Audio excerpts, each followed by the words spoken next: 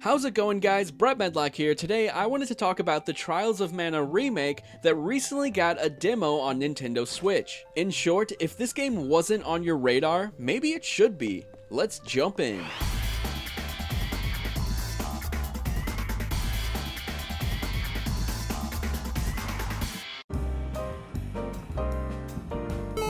Let's go. The Trials of Mana remake is a complete overhaul from the original game. It features a faithful 3D remapping of the world and characters, as well as fully voice-acted cutscenes. As far as specs, the Switch version runs at a slightly lower frame rate compared to the PlayStation 4 version, but it's tough to tell the difference unless you're comparing them side by side. Trials of Mana, like Dragon Age 11, uses Unreal Engine 4 to an outstanding and imaginative effect. The game is pretty darn beautiful. The visuals and sound are incredible and do a lot to bring the Mana series to modern consoles.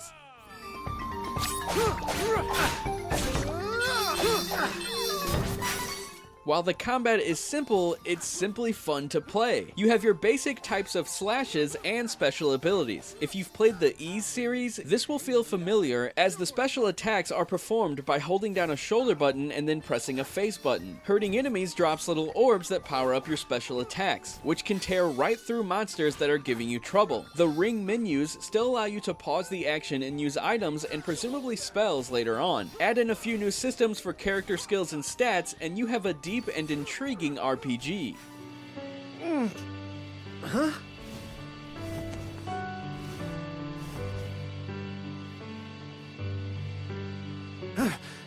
What the?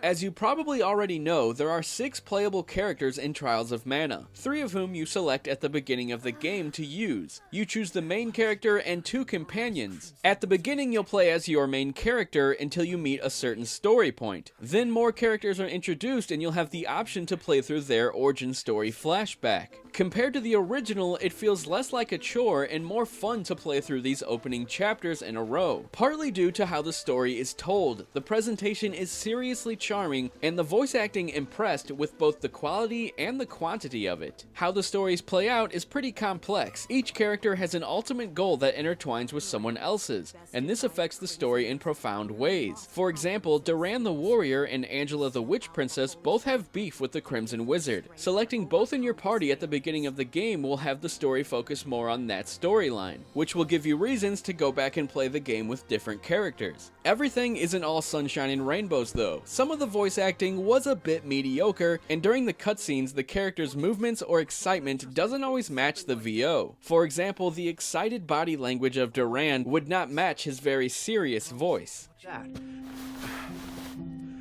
All I believe in is strength, but I'll listen to what you have to say if you tell me how to become more powerful.